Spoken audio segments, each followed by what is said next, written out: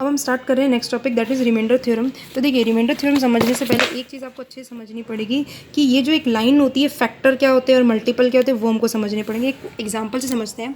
जैसे आपको एग्जांपल दिया हुआ 15 डिवाइड बाई 6 किया, 15 को आपने 15 डिवाइड बाई 6 करना है, तो 6 2 12 होता है, 3 रिमाइंडर बच रहा है, यानी कि रिमाइंडर बच रहा है ना। क्लियर है? यानी कि कहने का मतलब ये है, जब आपने 15 को 6 से डिवाइड किया तो आपका रिमाइंडर आपका 0 नहीं मिला, पहला पॉइंट। तो 15 को आप कैसे लिखते हैं, 6 इंटू 2 प्लस 3, यही पैटर्न होता है लिखने का। क्लियर है? तो यानी कि जो हमारा डिविडेंड होता है, राइट, आपका जो डिविडेंड होता है that is equals to an divisor into question plus remainder, इसी पैटर्न में हमको लिखते हैं। तो ये चीज़ है। तो कहने का मतलब ये कि कुछ ना कुछ आपका रिमाइंडर बच रहा है, यहाँ पे आपको दिख रहा है रिमाइंडर बच रहा है। तो इससे हमने यहाँ ये कहेंगे कि 6 15 का फैक्टर नहीं है।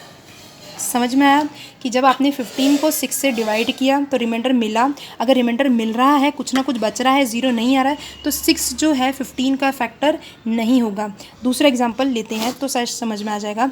12 को जब आप 6 से डिवाइड करो, 6 2 12, रिमाइंडर क्या मिल गया, 0।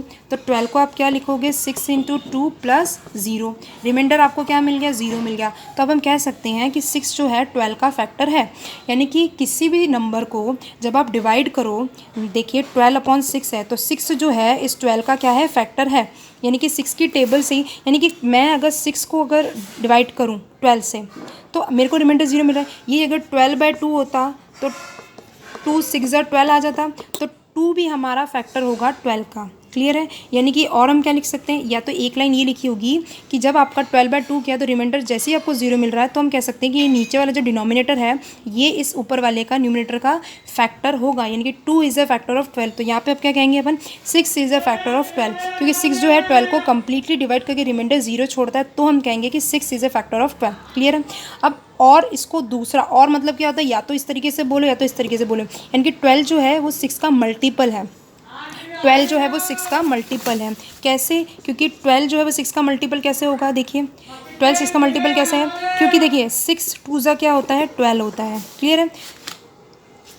ठीक है, तो एक तो इस तरीके से बोलेंगे कि ये इसका फैक्टर है, या तो ये बोला जाएगा 12 इज़ अ मल्टीपल ऑफ 6।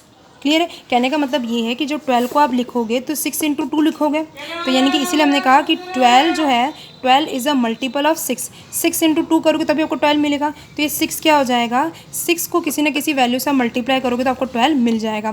तो सिंपली आपको ये समझना है कि 6 इज़ अ फैक्टर ऑफ 12 बोलो या 12 इज़ अ मल्टीपल ऑफ 6 बोलो, दोनों की बात एक ही है। तो क्वेश्चन में यही लिखा आएगा।